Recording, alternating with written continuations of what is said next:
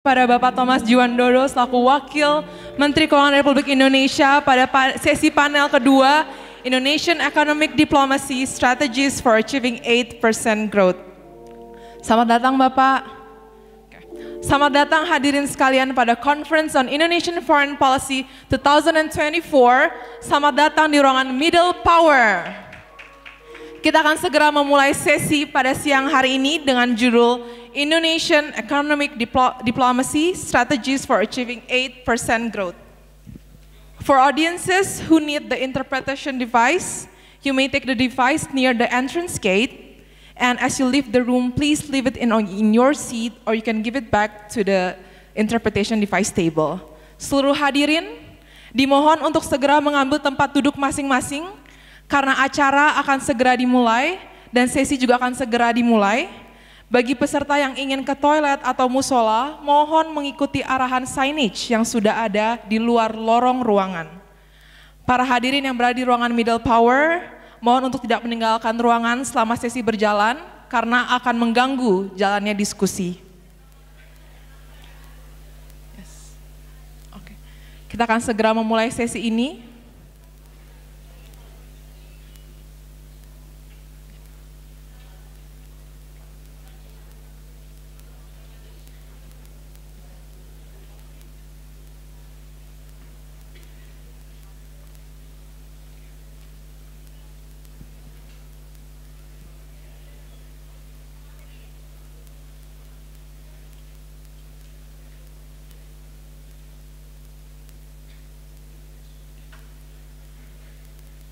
Untuk memulai sesi C2 dengan judul Indonesian Economic Diplomacy Strategies for Achieving 8% Growth, saya ingin mengundang moderator kita pada siang hari ini, Dr. Philip Arnold Christian Pakpahan, selaku Ketua Program Studi Magister HI Unpar, yang akan memoderatori sesi kita pada siang hari ini.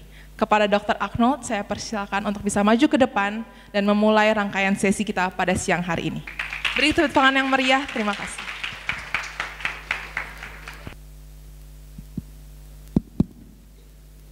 Terima kasih MC, selamat siang Ibu Bapak peserta sesi pada sore hari ini. Sebelumnya kami ingin mengucapkan juga terima kasih kepada mitra sesi diplomasi ekonomi dari Universitas Pembangunan Nasional Veteran Jakarta.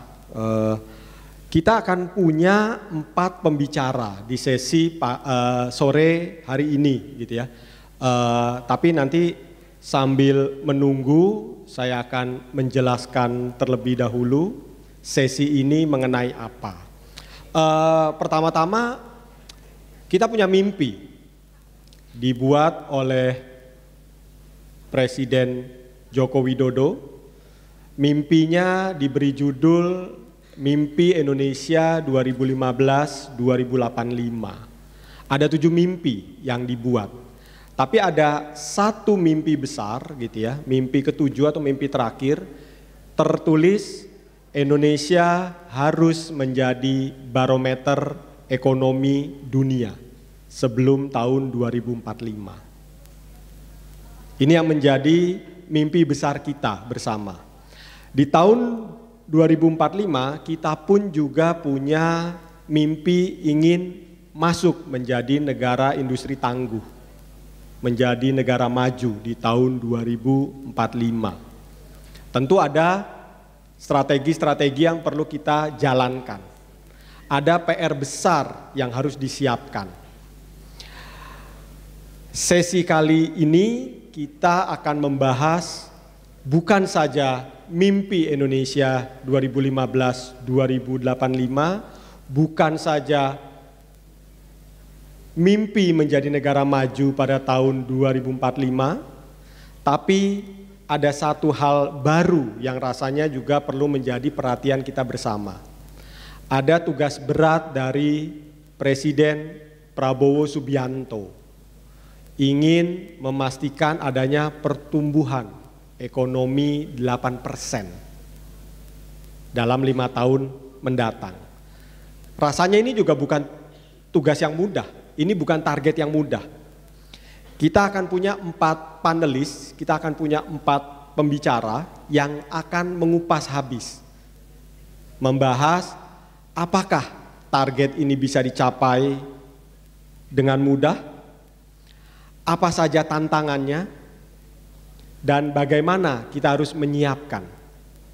Tentu juga kita perlu memperhatikan ada hal-hal eksternal lainnya yang akan mempengaruhi pencapaian target ekonomi selama 8%. Amerika Serikat sudah memilih, mereka punya pemimpin bukan yang baru, tapi terpilih kedua kali, Presiden Donald Trump. Ada semacam kebijakan yang mungkin akan diterapkan yang akan mengganggu mungkin gitu. Nanti kita akan tanyakan kepada semua panelis gitu ya.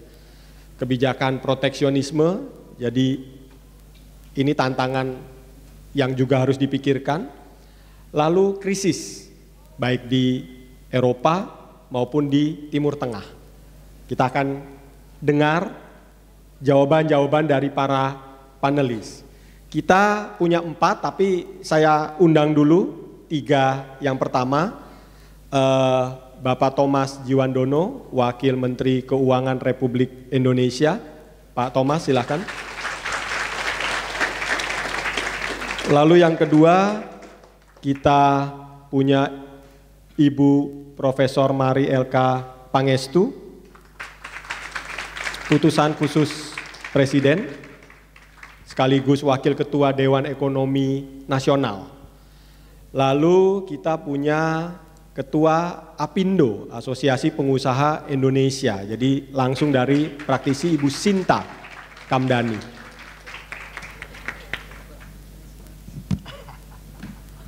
Selamat datang Pak Thomas, Prof. Pangestu dan Ibu Sinta. Saya akan memulai sesi pada sore hari ini.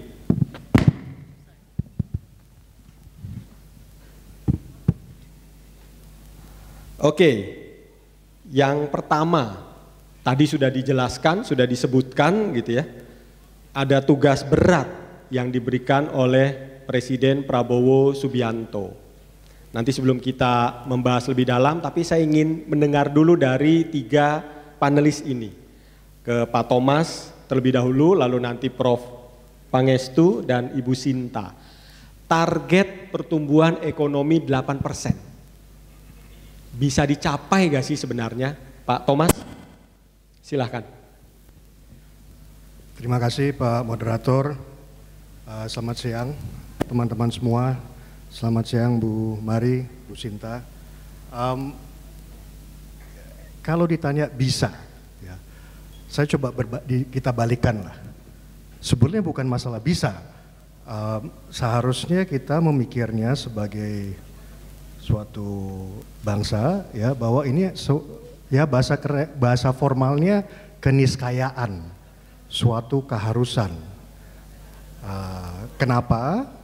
Karena memang kita kalau bicara nanti kalau nggak salah kita mau bicara middle income trap dan sebagainya dan seterusnya, kita juga mau membahas mengenai Indonesia 2045 masuk ke high income. Artinya kita harus bergerak melakukan pertumbuhan ekonomi yang jauh lebih dari sekarang. Nah, kalau kita melihat beberapa data, ya, misalnya kita hitung dari GNI, ya, GNI per kapita di saat ini sekitar 4.800 kira-kira. Kalau nggak salah definisinya nanti tahun 2045 itu di angka 26 ribuan per kapita. Untuk menuju ke situ kita harus bergerak di angka 6-8%.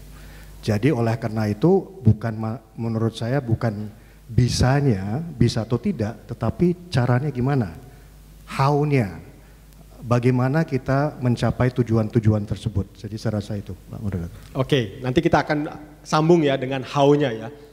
Prof.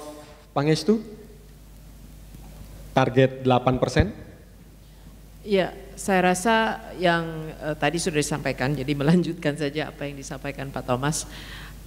Intinya sih kalau memang kita mau menjadi negara maju di 2045 dan seterusnya, kita memang harus tumbuh 6-8%. Ya, jadi intinya kita harus tumbuh lebih tinggi dari 5% yang saat ini, yang menjadi rata-rata selama 10 tahun yang terakhir ini. Sehingga pertanyaannya kalau kita masuk ke how to-nya, di aspek mana yang harus kita dorong, ya. Kalau menurut saya kita harus pelajari kenapa kita tidak berhasil tumbuh di atas 5% selama ini. Kuncinya sih investasi dan produktivitas, ya, karena paling banyak dibahas itu ICOR, Investment Capital Output Ratio, yang saat ini tinggi 6,8% rata-rata yang beberapa tahun terakhir ini. Artinya investasi pun yang kita lakukan itu tidak efisien. Kita perlu 6,8% GDP for investment untuk menghasilkan 1% investasi. Jadi bagaimana kita tingkatkan investasi, tapi bukan hanya tingkatkan investasi, tetapi produktivitas dari investasi tersebut, termasuk pemerintah, ya. Di dalam situ ada government investment. Nah, di situ kuncinya tentunya bagaimana government spending bisa ditingkatkan untuk lebih efisien, lebih alokasinya juga multiplier effect yang besar dan lain sebagainya. Dan juga kalau kita mau memerlukan investasi yang besar, saat ini savings di dalam negeri nggak cukup, ya. Jadi gimana kita bisa mengisi kekurangan dari savings yang untuk membiayai investasi yang kita perlukan. Pertama adalah government sebetulnya, ya. Berarti government savings harus meningkat. Nah, ini jadi government memang ini prioritasnya pemerintah dan ada di pungguknya Pak Thomas. Dua-duanya harus dilakukan, ya, meningkatkan revenue side-nya tapi juga mengefisienkan alokasi dari belanja negara.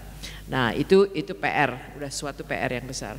PR yang kedua, kalau kita tidak bisa cukup savings di dalam negeri, kita harus bisa menarik foreign investment, ya.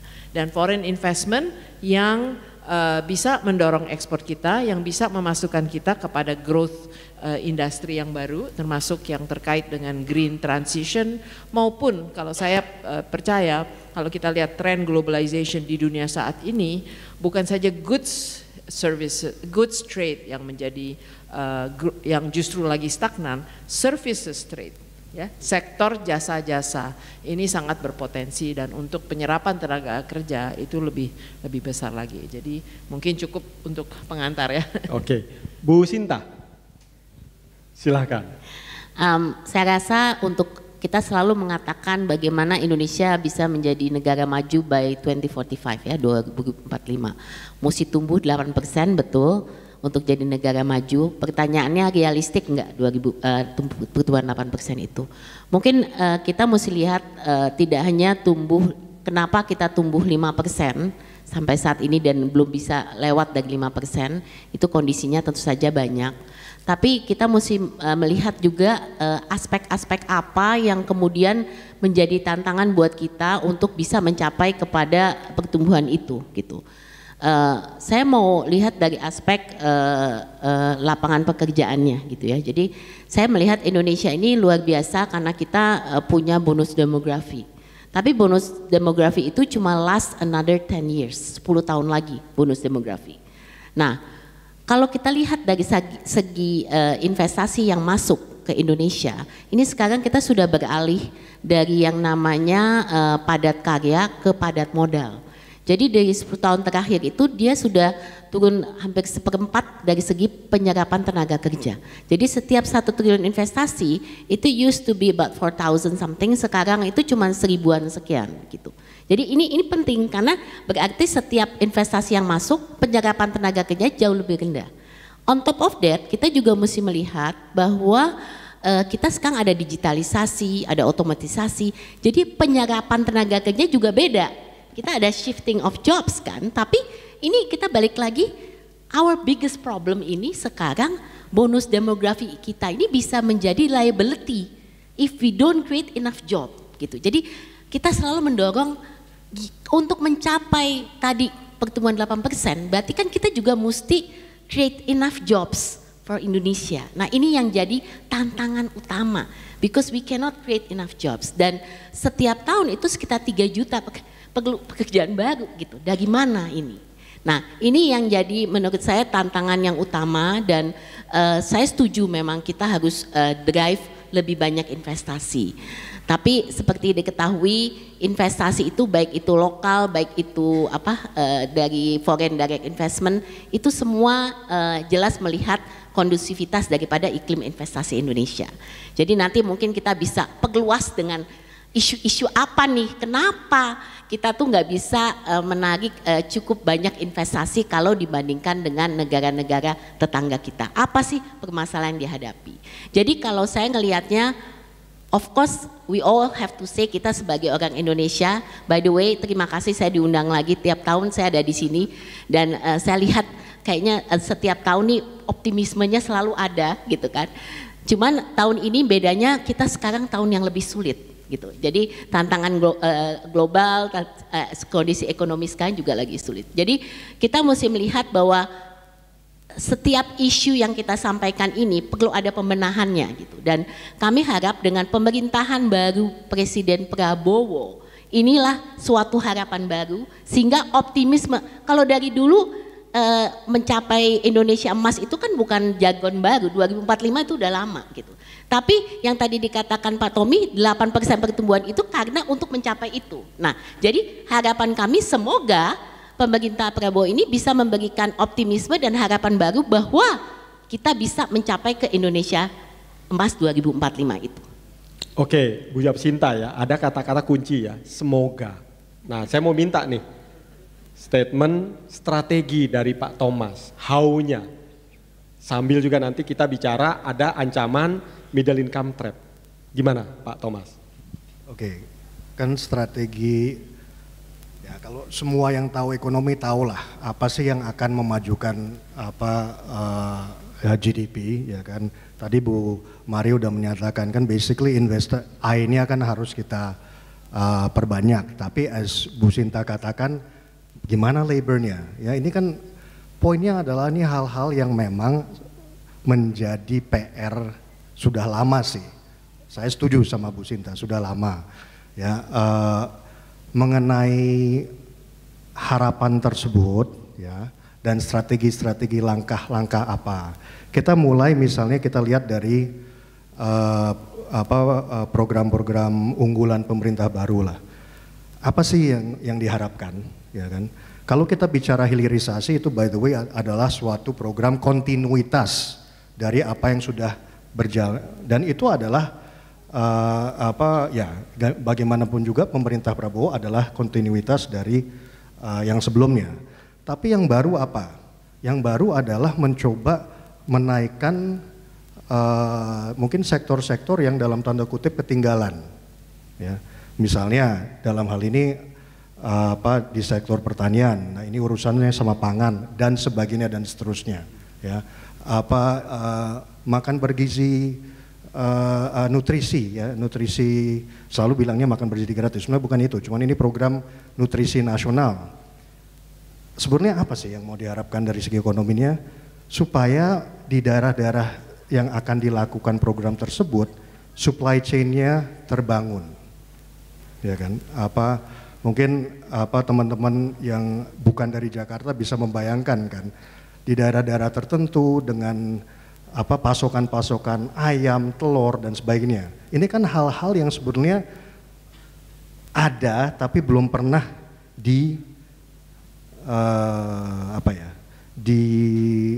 dimajukan secara sistematis lah ya.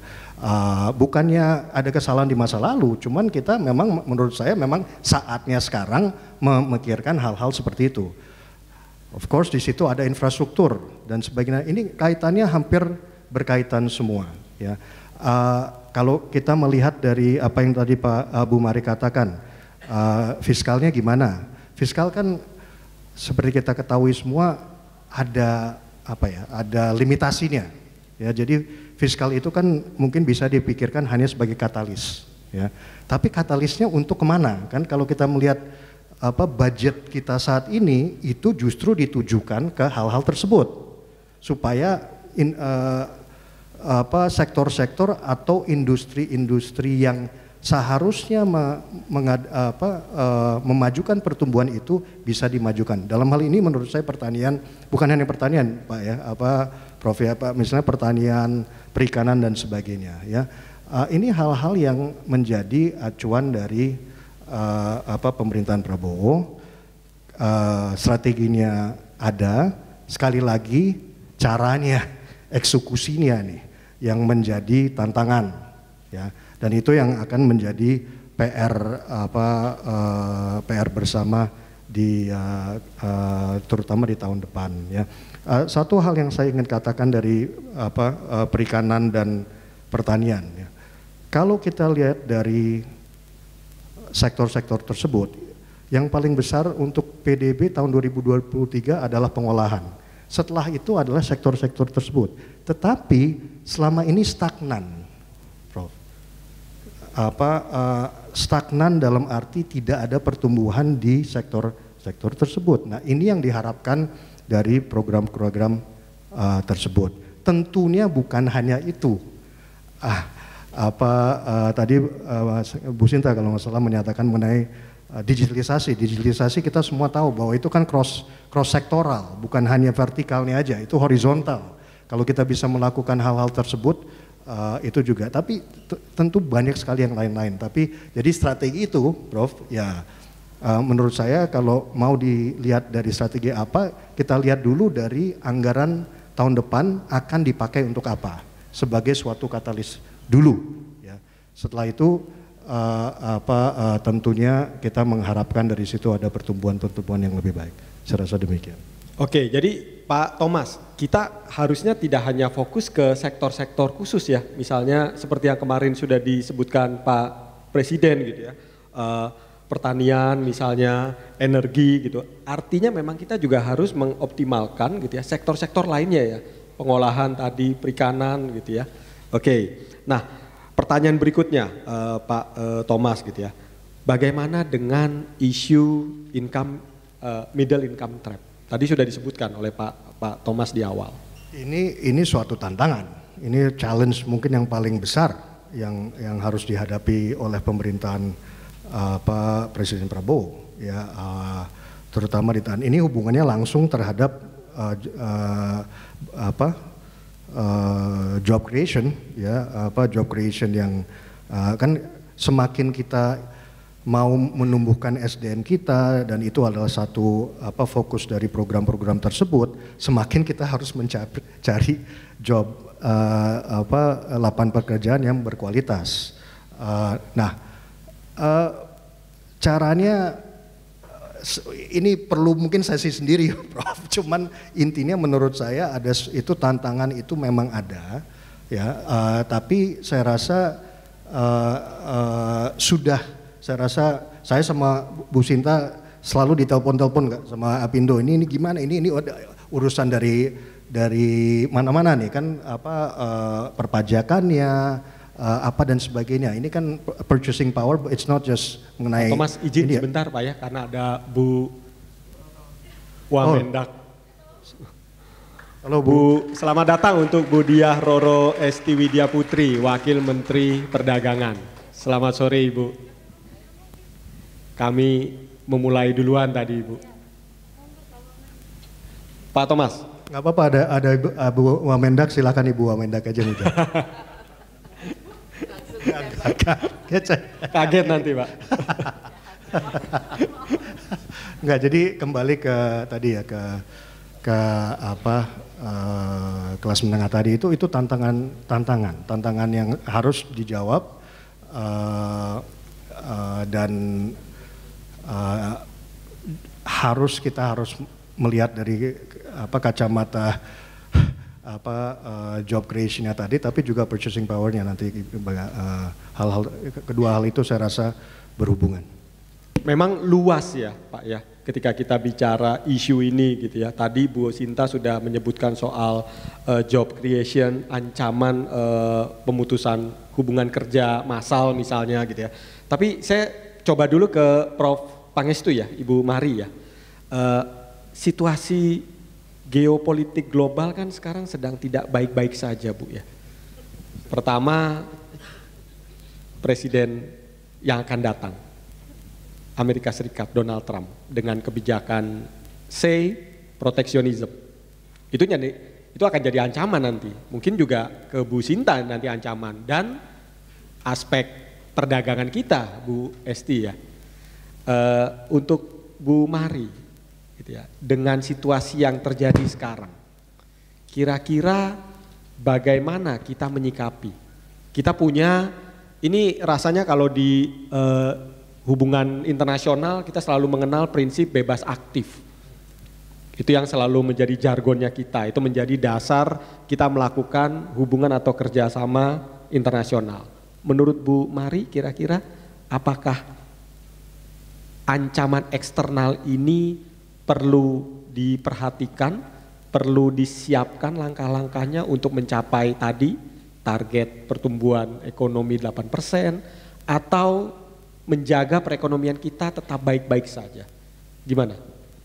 Ya, saya rasa kita sudah expect ya mungkin apa yang akan terjadi di Amerika, dan ini mungkin kita bisa berkacamata dengan Trump 1.0 di 2018. Karena sebetulnya apa yang terjadi ya dia memang tarif ditingkatkan terutama untuk China, tapi jangan lupa pada waktu itu kita pun salah satu dari 16 negara yang disorot juga karena mempunyai defisit dengan Amerika. Tapi jadi kita harus melihat tarif itu sebagai alat negosiasi oleh Amerika ya. Jadi dia gunakan itu untuk menekan kita untuk melakukan hal-hal yang ingin dia ingin kita melakukan sesuatu ya. Pada waktu itu kita tidak dikenakan tarif dan diberikan GSP bahkan perpanjangan GSP, tapi kita harus melakukan 1, 2, 3 antara lain mengenai payment system dan lain sebagainya. Jadi ada negosiasi. Nah ini mungkin itu dulu pertama ya, di luar hal yang lain. Bagaimana kita menyikapi meningkatkan posisi kita. Jadi intinya kita harus menavigasi geopolitik yang ada dan mengantisipasi, menyiapkan diri dan mengambil opportunity yang ada ya. Jadi yang pertama untuk memperkuat posisi negosiasi kita, kalau menurut saya kita harus lebih pintar bukan hanya Indonesia yang menghadapi Amerika, karena dia memang maunya bilateral. Jadi that's hub and spoke ya, lebih kuat ya. Kita perkuat diri lah, ASEAN gitu. ASEAN harusnya mempunyai sikap bersama, at least tukar exchange notes ya. Kamu dikenain apa, kamu dikenain apa. Kita lebih kuat kalau kita bersatu ya. Minimal untuk negosiasi terhadap itu. Kita juga harus navigasi China di tengah-tengah ini, karena kita yang di sisi lain dengan perdagangan China kena restriksi terjadi dan juga slowdown di China. Dan sudah kita rasakan sudah terjadi bukan hanya di Indonesia, adalah peningkatan ekspor dari China atau import yang masuk ke kita ya, jadi yang disebut excess capacity. Itu pun kita juga harus menyikapi bersama ya dengan ASEAN terhadap China. Nah yang hal kedua yang penting di semua geopolitik ini ada opportunity, karena apa yang terjadi di Trump 1.0 adalah relokasi dan diversifikasi dari investasi sebagian besar ke Meksiko dan ke Vietnam. Kita juga dapat, tapi tidak dapat sebanyak Vietnam ya, karena kita belum karena beberapa hal, iklim investasi kita tidak masuk dalam ekosistem supply chain, kita tidak mempunyai perjanjian perdagangan yang baik dengan Amerika. Vietnam tuh punya special relationship dengan Amerika. Tapi sekarang kalau lihat Trump 2.0, dia sudah ngehantam Meksiko karena dia tahu ini semua relokasi pintu masuknya lewat Meksiko. Saya tidak tahu Vietnam akan kena atau tidak, karena Vietnam kepanjangan tangan dari China juga ya. Jadi kita juga harus mengambil opportunity di dalam diversifikasi ini, tapi menurut saya kita harus pinter-pinternya melakukan diversifikasi di dalam investasi ini juga. Jadi bukan hanya dari China, tetapi juga bagaimana dari yang lain, tapi membangun supply chain ya. Dan di sini mungkin tadi yang disampaikan Pak Thomas penting, bagaimana kita membangun memperkuat supply chain dari industri-industri kita yang sudah ada saat ini maupun yang baru ya. Nah ini PR mungkin di sini poin terakhir saya, kalau kita melihat proteksionisme di mana-mana, ada industrial policy di mana-mana, kita jangan ikut-ikutan proteksionis gitu ya, karena kita bukan Amerika. Jadi kita harusnya menempatkan diri bagaimana kita menangkap opportunity di dalam reshaping of the global supply chain and become the regional supply chain sebetulnya ya. Dan mungkin saya udah kayak apa ya, plat rusak yang selalu berputar-putar dengan message ini. Kita harus perkuat kerjasama ASEAN, kerjasama East Asia. Kita sudah punya Regional Comprehensive Economic Partnership yang menggabungkan sebetulnya semua negara, 15 negara di kawasan ini. Kita mau join CPTPP ya. Jadi ini semua akan memperkuat regional supply chain. Jadi kita harusnya memperkuat itu ya. Dan mungkin nanti tugasnya Bu Roro tuh untuk, dan Bu Cinta sebagai private sector untuk mendorong semua itu. Terima kasih Prof. Satu lagi yang penting, Eropa ya, karena itu sudah di ujung hampir selesai, Indonesia EU Comprehensive Economic Partnership Agreement. On progress kita Bu ya, semoga selesai. Nah ini karena kita sudah punya Bu Esti, Wakil Menteri Perdagangan, rasanya kata kunci yang disampaikan Prof. Pangestu tadi ya penting gitu ya, ketika kita bicara ancaman dari Amerika Serikat, the rise of China gitu ya, mereka akan melakukan disertifikasi produk mereka juga mungkin gitu ya, atau mencari pasar-pasar non tradisional baru misalnya. Nah dalam konteks Indonesia Bu Esti, kira-kira strategi apa yang bisa kita ambil untuk mendukung keharusan tadi ya, kalau menurut Pak Thomas wajib pertumbuhan ekonomi itu harus di atas 5%, antara 6 sampai 8% untuk bisa menjadi negara maju di tahun 2045. Menurut Bu Esti kira-kira dalam situasi seperti ini strategi kebijakan perdagangan internasional seperti apa yang harus kita jalankan? Jadi yang pertama-tama tentu terima kasih atas undangannya FPCI ya, senang bisa bergabung. This is usually a yearly event, jadi kita sering juga kontribusi, dan saya senang di sini di antara sosok-sosok yang sangat luar biasa. Ibu Mari, Ibu Shinta, dan tentu yang luar biasa juga Mas Tommy, Wamenkyu kita. Jadi ketika kita berbicara mengenai pertumbuhan ekonomi nasional kita, kita harus melihat dulu bahwa dengan kepemimpinan yang baru, dengan Pak Prabowo Subianto sebagai presiden terpilih dan presiden kita saat ini, kita menyadari bahwa beliau mempunyai target dan visi dan mimpi yang sangat luar biasa, yaitu adalah bagaimana negara Indonesia bisa mencapai pertumbuhan ekonomi 8% di tahun 2029. Dan memang untuk mencapai target ini butuh kerjasama dan kerja keras. Kita saat ini kalau kita melihat trennya kuartal 3 tahun 2024, our economic growth itu berada di 4,95%. Year on year, dan harapannya di akhir tahun itu bisa tetap stable di angka 5%. Dan kalau kita melihat secara keseluruhan memang nominal ini lebih tinggi dibandingkan negara-negara lainnya. Lalu kemudian di sisi berikutnya adalah kita harus memahami apa saja sih yang berkontribusi terhadap pertumbuhan ekonomi nasional kita.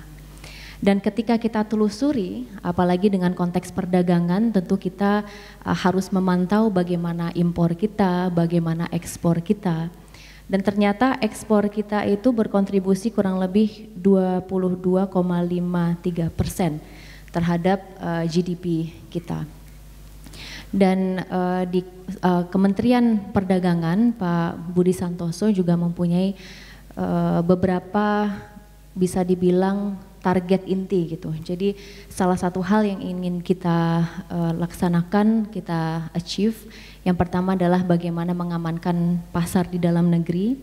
Lalu kemudian inline dengan apa yang tadi disampaikan mengenai memperluas pasar internasional kita, which means bagaimana kita mempercepat perjanjian-perjanjian ataupun perundingan perdagangan internasional kita. Tadi Bu Mari sudah menyampaikan ada Comprehensive Economic Partnership Agreement. Jadi target kita di tahun 2025 awal itu adalah untuk menyelesaikan yang Indonesia Peru CEPA yang kemarin Pak Presiden juga hadir ya di APEC, dan kebetulan kedua kepala negara menyampaikan secara substansi juga sudah selesai, tapi di behind the scenes kan ini banyak ya yang dikerjakan gitu. Jadi membahas mengenai pos tarif, membahas mengenai komoditas apa saja yang bagian dari perjanjian tersebut gitu. Lalu kemudian Indonesia Canada CEPA ini kebetulan Menteri Perdagangannya akan datang minggu depan. Jadi kita akan memfollow up secara intensif dan secara substansi juga akan diumumkan ke publik. Dan juga yang tadi Bu Mari menyampaikan Indonesia EU CEPA, Uni Eropa. Nah ini agak challenging karena memang ada beberapa isu ya di situ, misalnya dengan sawit kita di sana ada peraturan mengenai EU Deforestation Directive juga gitu yang kemudian menjadi tantangan tersendiri. Tapi pada intinya baik itu Free Trade Agreement maupun Comprehensive Economic Partnership Agreement, harapannya dengan ada kebijakan dan kerjasama ini kita bisa memperluas tadi pasar internasional kita untuk berbagai macam komoditas. Kalau kita melihat ekspor kita saat ini kebanyakan khususnya yang non migas ya, karena memang predominantly mayoritas itu datang dari sektor non migas. Jadi ada besi, baja, lalu kemudian mesin, peralatan listrik, kendaraan dan lain sebagainya. Jadi ini merupakan beberapa komoditas yang kita ekspor dan kita mempunyai relationship yang cukup baik dengan beberapa negara. Salah satunya dengan China, tadi disampaikan dengan US. Jadi China, US memang mereka perang, tapi kalau kita perspektif Indonesia adalah bahwa kita berteman dengan keduanya. Maka justru dengan tadi ya pastikan kita dihambati dengan misalnya US akan mengeluarkan tarif apalagi 60-100% buat Cina. Nah harapannya justru kita mengcapture market itu. Tapi yang harus kita waspadai adalah bagaimana agar yang Cina tadinya ekspor misalnya ke Amerika, mereka pasti nyari pasar kan. Nah jangan sampai mereka nyari pasarnya itu misalnya mayoritas di Indonesia. Nah ini kan hal-hal beginilah yang harus kita antisipasi ke depannya. Lalu kemudian yang menjadi salah satu target kita adalah bagaimana UMKM kita itu bisa ekspor. Jadi mampu untuk ekspor. Nah kita ada Ditjen Pengembangan Ekspor Nasional. Ini Bu Mari banyak sekali legacy beliau.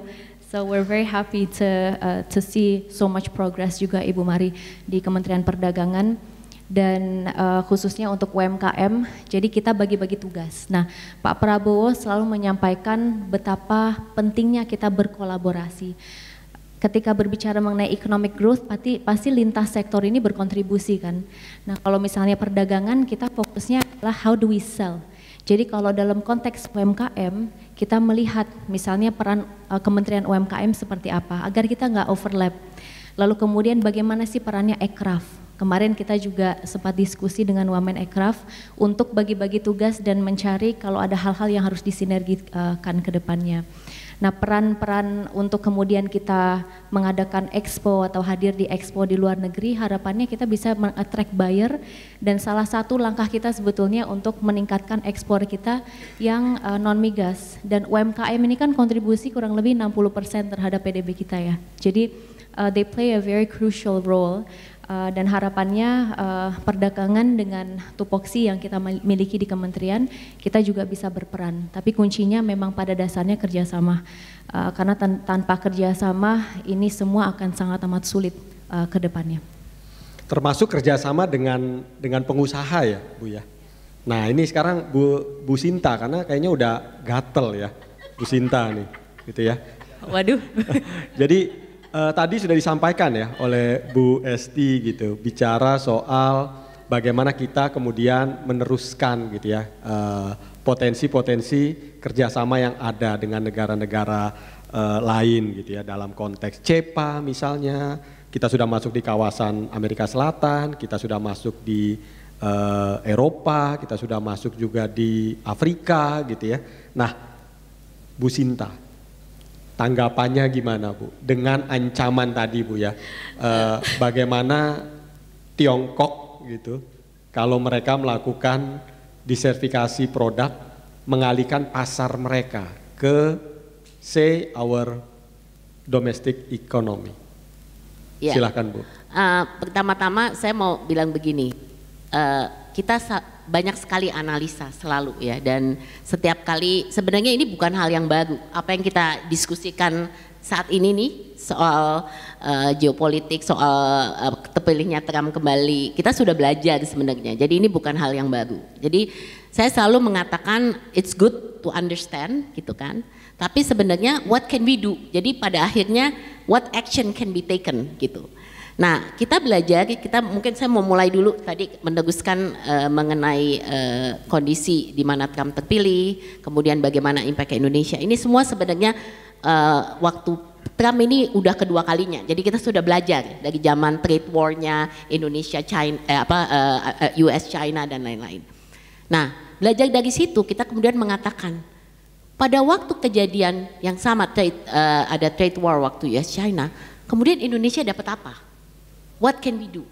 Nah, pada waktu itu kami sadar bahwa our basic issue challenge is we don't have enough data.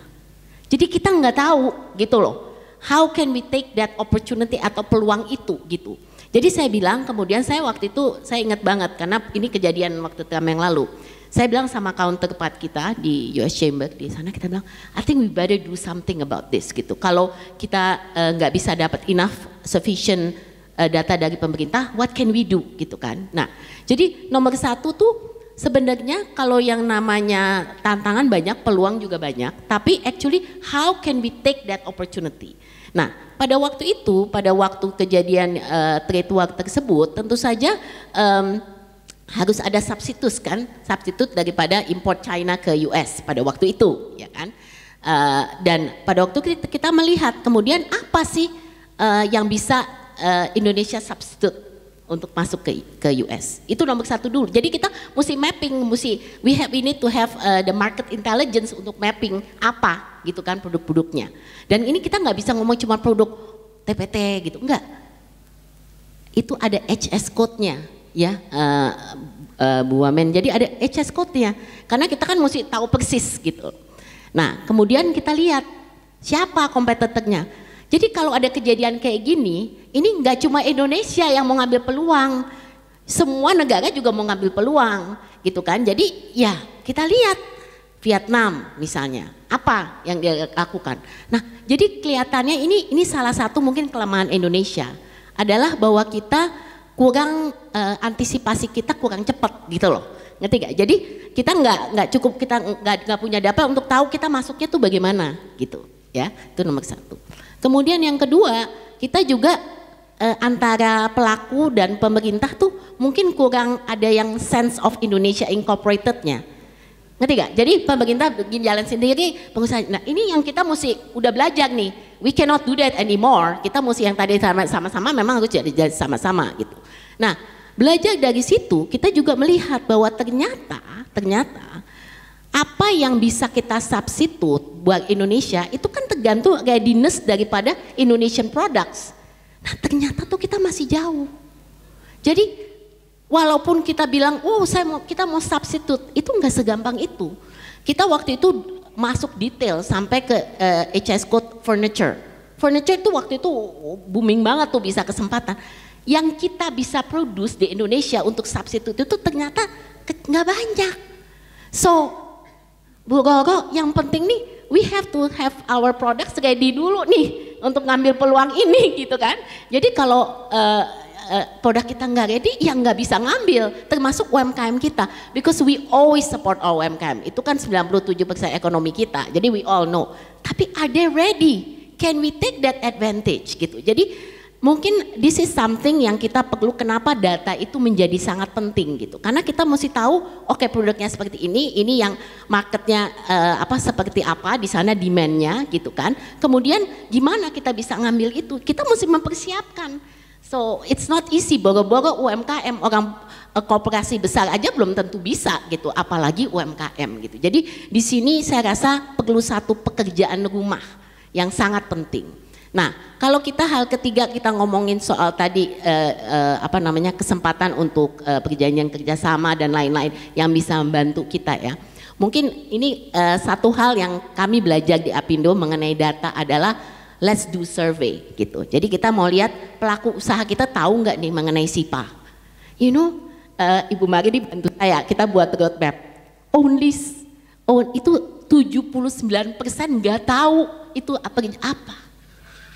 So we are talking here, we have to take the opportunity, kita punya SIPA, but they cannot utilize it because they don't know. Dan ternyata itu kebanyakan, ini saya ada datanya nih, 18 PTA, FTA SIPA yang dimiliki Indonesia itu mengindikasikan bahwa lebih banyak dipergunakan untuk import daripada ekspor. This is important, kenapa nih saya sampaikan? Karena this is our PR gitu loh, pekerjaan rumah, karena kita sudah tahu, tapi kok ini gimana nih solve-nya gitu. Jadi I think it's good we have many SIPA, but our issues is not just completing the negotiation. Our issues is how can we utilize it. Apakah ini advantage buat dua-dua negara? Jangan cuma kita di take advantage sebagai pasar, tapi kita juga mau ke sana. Are we ready untuk mengikuti standar? Itu nomor satu ya kan, standarnya bisa nggak ke sana? Gitu. Nah, ini semua pekerjaan rumah, makanya sekarang saya mengatakan kepada pemerintah, dan ini kita sudah mulai dari Bapak Jokowi, bahwa involve us. Nggak bisa pelaku itu cuma dikasih setelah selesai nih perjanjiannya, use it. Nggak bisa begitu. We have to be consulted.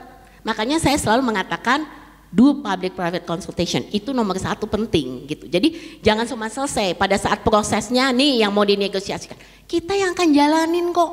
Kalau kita nggak tahu apa yang dinegosiasikan, nggak kasih masukan ke pemerintah, buat apa gitu. Nah ini hal-hal yang saya rasa sangat penting, yang saya harap ke depan ini kita bisa perbaiki lagi gitu, dan proses ini ya kita mesti ada metode proses untuk supaya ini bisa lebih efektif gitu. Jadi tidak hanya sekedar menyelesaikan perjanjian yang hopefully bisa bermanfaat, tapi kita benar-benar bisa memakainya gitu. Jadi ini mungkin beberapa isu ya, dan saya rasa antisipasi ini sebenarnya model ini bisa dipakai di banyak negara.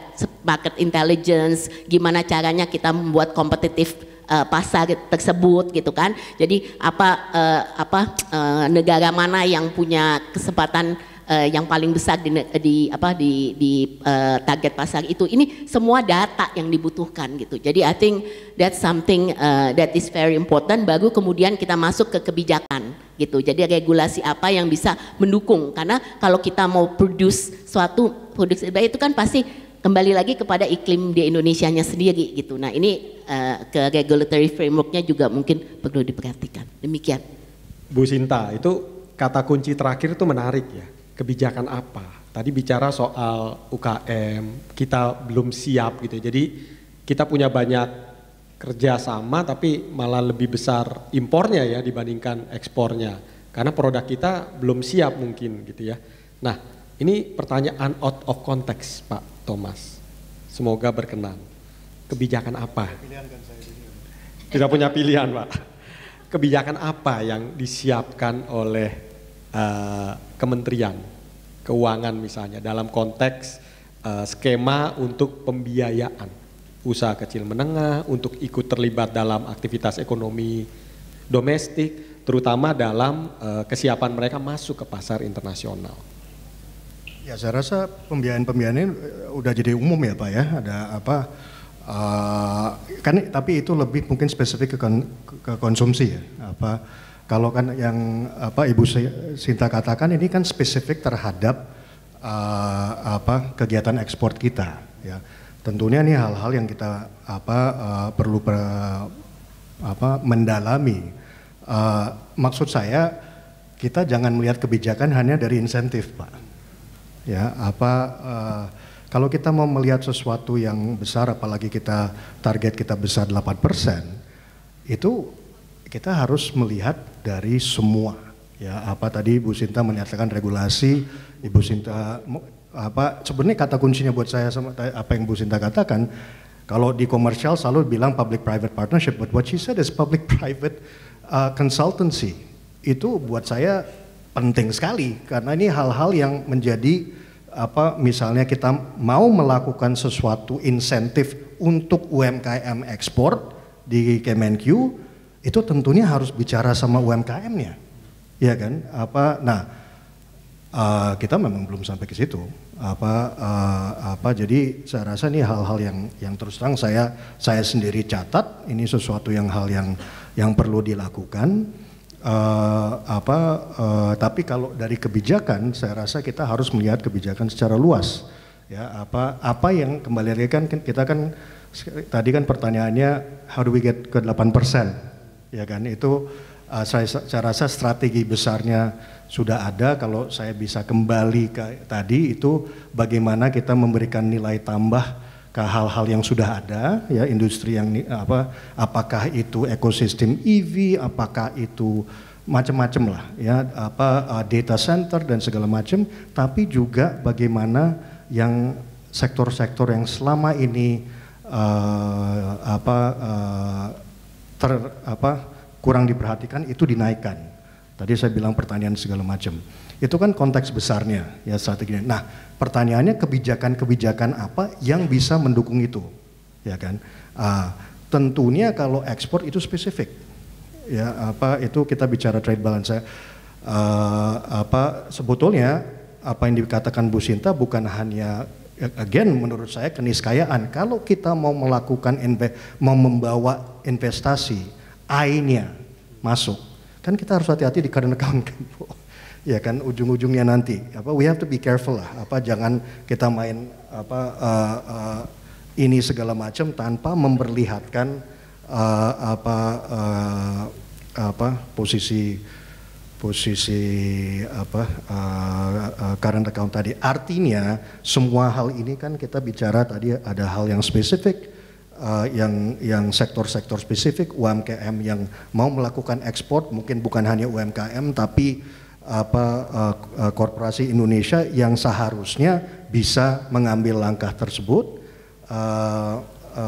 tapi perlu suatu pengertian yang holistik. Jadi saya bukannya nggak mau jawab itu, Prof, cuman menurut saya kebijakan itu jangan dilihat hanya dari insentif saja.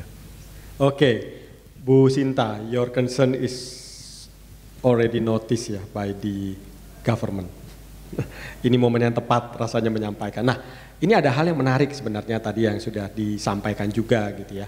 Dalam konteks bagaimana menggenjot ekspor kita. Kita tahu ada isu besar di WTO. Saya mohon pandangan dari Bu Mari dan juga Bu Esti gitu ya. Dispute settlement body, appellate body-nya sedang tidak berjalan gitu ya. Ada alternatif lain nggak, Bu Mari, menyikapi situasi yang sedang dialami oleh Indonesia dalam konteks misalnya nikel, kelapa sawit dan yang lain-lainnya? Ya, dispute settlement sistem di WTO sebetulnya masih jalan. Tapi yang nggak jalan tuh appellate body-nya ya. Jadi kalau kita merasa keputusannya itu tidak fair, kita nggak bisa appeal lagi, nggak bisa naik banding, dan itu diblok oleh Amerika. Nah, setahu saya mereka lagi berusaha nih, tapi begitu Trump masuk, udah deh close discussion, itu kayaknya bakal nggak akan ada kemajuan di situ ya. Tapi proses untuk panel itu masih jalan ya, jadi kita tetap bisa pursue itu. Nah, ada proses. Jadi sekarang kalau kita bicara WTO, karena multilateralnya tidak jalan, banyak alternatif ya, disebutnya sebagai plurilateral, istilah bahasa jargonnya perdagangan internasional itu plurilateral. Artinya tidak semua negara anggota WTO itu menjadi member. Ada yang di-create oleh Eropa, Australia, China, kayak kalau tidak salah Singapura juga member, namanya MPIA. This gets very technical, Multi Party Interim Agreement. Artinya mereka memirror sebetulnya persis seperti dispute settlementnya WTO dan ada appellate body-nya. Dan kalau kita antara 50 sekian negara yang menjadi anggota, kita ada dispute, kita boleh pakai itu. Ya. Indonesia belum menjadi anggota. Nah ini plus minusnya, mungkin nanti pemerintah dari Kementerian Perdagangan bisa menjawab what's the plus and minus. Minusnya sekarang kan kita lagi ada dispute dengan Eropa yang sebetulnya kita appeal, tapi itu appeal, istilahnya itu appeal to the void, karena there's nothing up there to be appeal. Jadi artinya it's forever in appeal. Ya, jadi itu in a sense menguntungkan kita. Tapi nanti kalau kita punya dispute dengan Eropa, dengan China, kita nggak bisa appeal kecuali kalau kita member of MPIA. Jadi ada plus minusnya di sini. Jadi saya sih on balance lebih merasa kita sebaiknya join MPIA karena dispute settlement itu menguntungkan untuk negara kecil, negara sedang berkembang. Kalau nggak kita dibully, kita bisa dibully, ditekan ya. Jadi menurut saya sih kita lebih baik menggunakan menjadi anggota dari MPIA dan bahkan saya pikir ASEAN juga perlu menjadi anggota MPIA dan kita masih bisa menggunakan MPIA untuk resolve dispute yang ada di region kita gitu loh. Ya. Oke. Itu very technical answer, I'm sorry but. Bu Esti punya pandangan lain misalnya, silahkan. Mungkin justru bukan pandangan lain ya, tapi really just echoing what was mentioned earlier. Ini memang sesuatu hal yang sedang kita pertimbangkan karena yang ada beberapa hal lah, beberapa isu khususnya kaitannya dengan WTO yang menjadi tantangan buat kita. Tadi saya sudah sampaikan mengenai sawit ya, lalu kemudian juga tentang nikel juga karena dan ini sejak Pak Jokowi juga kita how do we limit the amount that we export. Jadi apalagi negara-negara seperti Eropa gitu yang membutuhkan dan biasanya suara-suara yang teriaknya justru dari negara-negara itu gitu kan. Ini sedang kami kaji ya Bu Mari dengan tim di PPI, Ditjen PPI di Kementerian Perdagangan.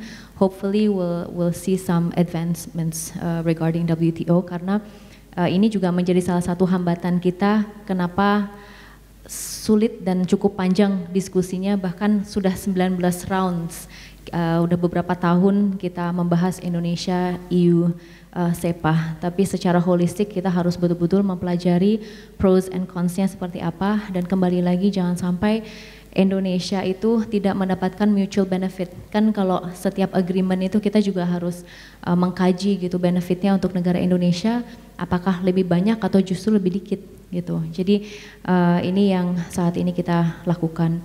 Dan tadi menarik mengenai UMKM misalnya ya, sorry going back to that point, dan juga ekspor.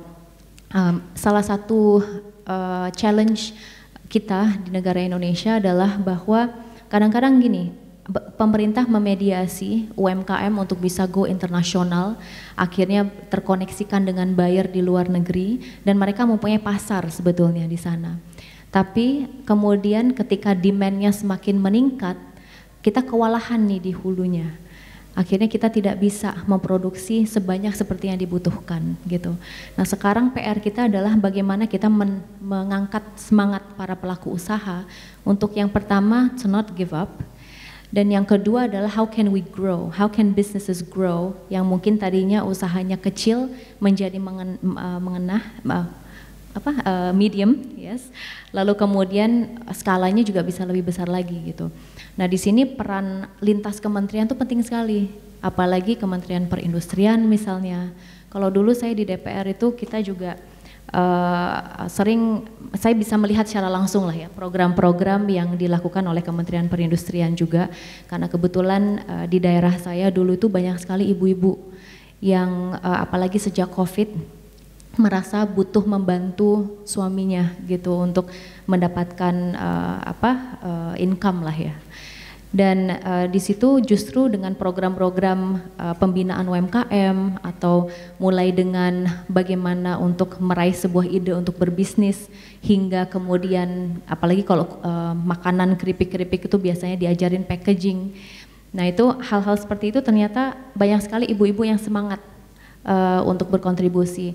Nah sekarang PR kita menggerakkan nih ekonomi kita melalui mengkaryakan para pelaku usaha di daerah, betul-betul di desa. Dan bagaimana kemudian mereka bisa meraih semangat itu tadi, bisa berdaya saing hingga menjadi sebuah entitas atau bisnis yang lebih besar yang kemudian bisa ekspor. Tapi itu tadi, we need to be sustainable.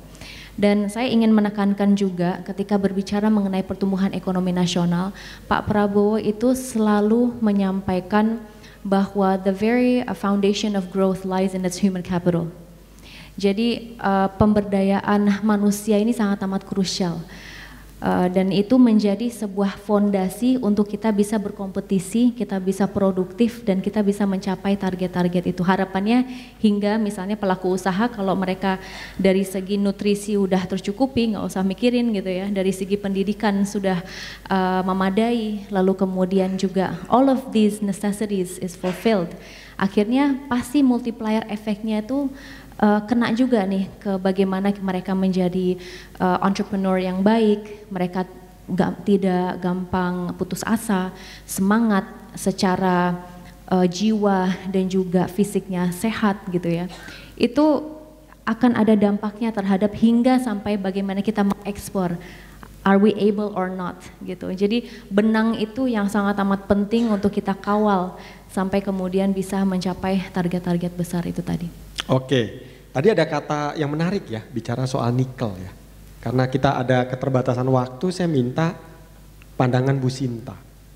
Memberikan nilai tambah gak Bu, nikel itu yang kita sekarang sedang lakukan proses hilirisasi. Silahkan Bu Sinta. Karena waktunya sudah sangat sempit, kalau boleh saya ingin, karena ini menurut saya topik yang penting ya, bahwa kita bagaimana tadi mencapai 8% tadi kan. Okay. Jadi kalau boleh, karena nikel very specific, itu program hilirisasi sudah jalan. Tapi I need to close with this, karena this is very important. Tadi dikatakan gimana kita perlu investasi untuk mencapai 8%, ya kan. Jadi titip pesan nih ada beberapa hal. Pertama, we need to understand bahwa Indonesia ini masih high cost economy. Itu penting, mesti kita ketahui karena ini mempengaruhi competitiveness kita ya. Jadi dari segi ya ini ada hasil surveinya juga, betul Bu Mari mengingatkan saya. Nah dari high cost ekonomi ini kita lihat bahwa memang logistik cost kita, labor cost kita, even interest rate kita loh Mas Tommy itu we are not competitive enough even dengan negara-negara ASEAN gitu. Jadi ini yang jadi polemik ya. Jadi bagaimana kita bisa mereduce ini on top of that perizinan. Saya harus sampaikan ini gitu karena ini masukan dari banyak sekali, kita baru keliling juga dengan Bapak Presiden dan ini juga banyak masukan mengenai perizinan yang ada. Jadi seperti diketahui sebenarnya sudah pernah ada omnibus law kan dan itu sudah mau dobrak, benar-benar luar biasa dilakukan pemerintah untuk revamping our structure reform. Tapi ini masih perlu perbaikan karena ternyata implementasi di lapangannya masih kurang ya. Jadi ini sesuatu yang harus jadi perhatian kita. Dan izin itu nggak bisa dikuantify dengan nilai. Jadi imagine dengan high cost ekonomi on top of that perizinan kita yang seperti ini dan tidak konsisten, ini akan mempengaruhi dari segi tadi high cost yang ada. Itu satu. Kedua, produktivitas. Saya mau ngingetin yang tadi Bu Mari juga sampai produktivitas. Produktivitas ini kalau kita ngomong human capital, ya human capital yang jadi isu itu adalah produktivitasnya.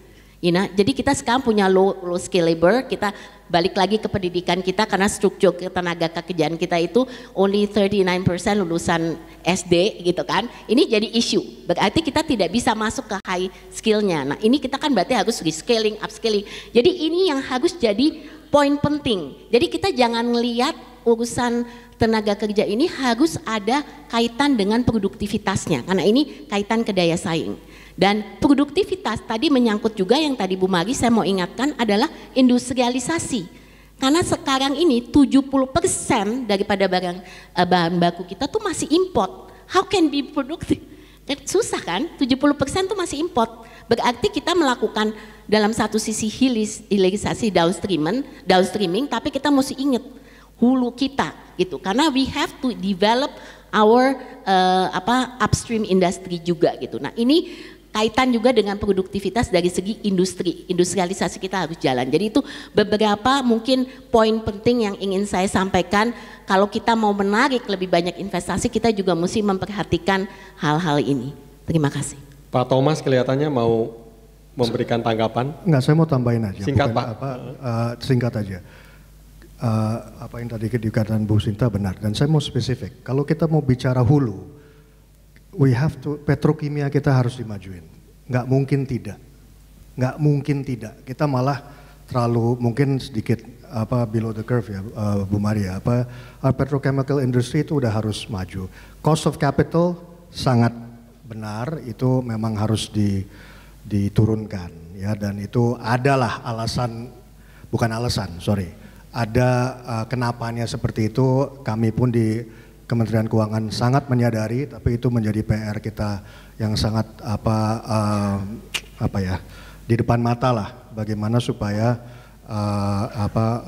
cost of capitalnya turun. Itu aja, Pak. Terima kasih. Prof. Pangestu. Menambahkan dan menegaskan apa yang disampaikan Ibu Sinta tadi. Jadi saya selalu menggunakan istilah ini stimulus yang tidak akan memerlukan APBN. Lakukanlah streamlining dari peraturan-peraturan yang selama ini mengganggu ya. Ada di perdagangan, ada di OSS yang katanya sekarang SOS. Dan itu tidak memerlukan anggaran, memerlukan sesuatu political will untuk membenahi secara Indonesia Inc. Dan itu akan segera memperbaiki iklim investasi dan signal yang luar biasa lah untuk menarik investasi yang sekarang lagi mencari tempat gitu ya. Kedua, kita mau 8% growth, tapi kita juga harus mempunyai growth yang green growth, bukan saja growth ya. Karena kalau kita tidak melakukan sustainability di dalam planning growth-nya itu kita pun juga akan masyarakat kita akan dirugikan dan kita juga tidak akan bisa bersaing karena ya, dan sekarang opportunity-nya ada exactly green industries and greening of existing industries itu adalah new opportunity for investment and growth. Terima kasih peserta semua gitu ya. Kita waktunya sebenarnya sudah habis. Tapi saya boleh minta satu pertanyaan. Rasanya yang mengacungkan terlebih dahulu ya. Satu aja ya. Sebutkan nama, institusinya gitu ya, dan ditujukan kepada siapa? Oke, sudah diambil dulu di sana ya, silahkan. Perkenalkan, nama saya Muhammad Nauf Gibran. Saya dari Universitas Brawijaya, jurusan Ilmu Politik. Pertanyaan saya sih terkait, sebenarnya pertanyaan dari riset saya, buat tugas saya kebetulan. Jadi sebenarnya kan ini kita mengalami prematur deindustrialisasi saat ini. Dan itu karena adanya investasi, ketika kita lihat itu ternyata kita bongkar lagi, itu ternyata bisa kita tarik ulang dari investasi Indonesia yang dialokasikan ke sektor padat modal. Dan itu akhirnya menyebabkan deindustrialisasi di Indonesia, dan itu memiliki implikasi yang signifikan terhadap menurunnya kelas menengah kita bila kita lihat ya secara statistik. Dan sebagaimana yang kita ketahui juga, kelas menengah itu juga merupakan penyumbang pertumbuhan ekonomi di Indonesia yang juga cukup krusial secara partikular gitu. Nah, bagaimana tantangan ini dapat diadres dengan adanya kebijakan Prabowo saat ini? Kalau kita misalnya bisa menerka-nerka sebenarnya gimana sih kebijakan under Prabowo administrations itu bisa menciptakan kebijakan yang sekiranya bisa bisa friendly lah terhadap kelas menengah dan bisa mendorong pertumbuhan ekonomi melalui pemberdayaan kelas menengah. Mungkin itu aja sih dari saya, cukup. Terima kasih itu. Oke. Saya minta Bu Mari dan Pak Thomas yang menjawab. Bu. Baik. Terima kasih Bu. Mas Gibran ya tadi. Sorry? Nauf. Kok saya dengarnya Mas Rauf Gibran, bukan ya? Oke. Aduh, mohon maaf. Oke. Saya juga dengarnya Gibran ya, kan? terakhir ya. Gibran. Oke. Mas Rauf. Oke. Itu pertanyaan itu sebetulnya sangat penting dan jawabannya itu sangat panjang, ya. Kalau saya boleh 1 menit, oke, tahun depan ya. Tahun depan apa yang mungkin bisa ditargetkan? Kan di salah satu konsep ini adalah konsep perumahan, ya. Perumahan apa? Nah, perumahannya maksudnya apa? Perumahan tentunya bukan hanya untuk masyarakat di lapisan bawah, tetapi untuk masyarakat di lapisan menengah. Justru kalau di lapisan menengah itu multipliernya lebih besar, ya. Dalam arti yang jelas jangan sampai kita import ya semennya dan segala macam. Cuman dengan ada itu dah. Tapi pertanyaannya kembali ke bagaimana pendanaannya. Ya, nah pendanaan itu hubungannya sama bank dan sebagainya dan seterusnya. Nah itu kasihlah pemerintah waktu lah Mas untuk, tapi kira-kira kalau saya disuruh kira-kira apa strategi apa kebijakan apa sebaiknya fokus di misalnya perumahan untuk kelas menengah. Itu salah satu kunci aja ya jawaban. Kuncinya banyak sebenarnya. Bu Mari silahkan.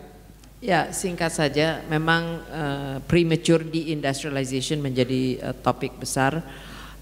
Tapi bagaimana sebetulnya kalau kita ingin meningkatkan industrialisasi dan sektor manufaktur terutama, ya kembali lagi ke PR kita tadi, kita harus memperbaiki iklim investasi sehingga manufacturing investment bisa kembali, dan yang menjadi masalah adalah ekosistem dan investment untuk memperdalam industri itu tidak berjalan dengan baik ya. Dan ini yang apakah itu ada kebijakan dari pemerintah atau masalah logistik, masalah apa kita harus tangani. Kedua tadi kaitannya dengan middle class. Ya kalau kita lihat turunnya jumlah middle class, mengapa? Itu karena memang jobs ya. Kalau kembali lagi jobs. There's not enough jobs, decent jobs with decent salary being created ya. Maka itu job creation yang kita lihat baru-baru ini lebih banyak di informal sector, bukan di formal sector. Jadi itu sudah signal bahwa kita tidak melihat investasi di sektor-sektor yang akan menciptakan lapangan pekerjaan yang kita perlukan ya. Jadi di sini mempelajari the type of investments that we need. So ada yang general issue of improving the investment climate and then identifying ya, it's kind of industrial policy tapi identifying sektor mana yang kita ingin kembangkan dan dalemin, dan ini penting termasuk tadi disebut food ya, food processing sebagai one of the sectors that will be important. Oke, Bapak dan Ibu-ibu, rasanya sih kita maunya punya waktu lebih ya, tapi karena waktu juga yang membatasi kita gitu. Optimisme untuk menjaga tugas mencapai pertumbuhan ekonomi 8% tentu harus dijaga. Kita semua optimis. Tapi tadi masukan dari catatan dari Bu Sinta penting gitu ya. Ada beberapa hal yang rasanya juga perlu menjadi perhatian bersama. Supaya target ini bisa berjalan dengan baik, target ini bisa tercapai. Sebelum kita tutup, kita berikan applause untuk para panelis di depan. Dan kami juga mengundang para panelis untuk bisa berfoto bersama. Sebelumnya nanti sambil kami serahkan kepada MC. Ya, terima kasih. Terima kasih kepada seluruh panelis atas diskusi yang sangat insightful. Sekali lagi mari beri tepuk tangan yang sangat meriah bagi para panelis. Sebelum mengakhiri sesi, saya mengundang moderator dan juga pembicara untuk boleh berdiri di depan panggung.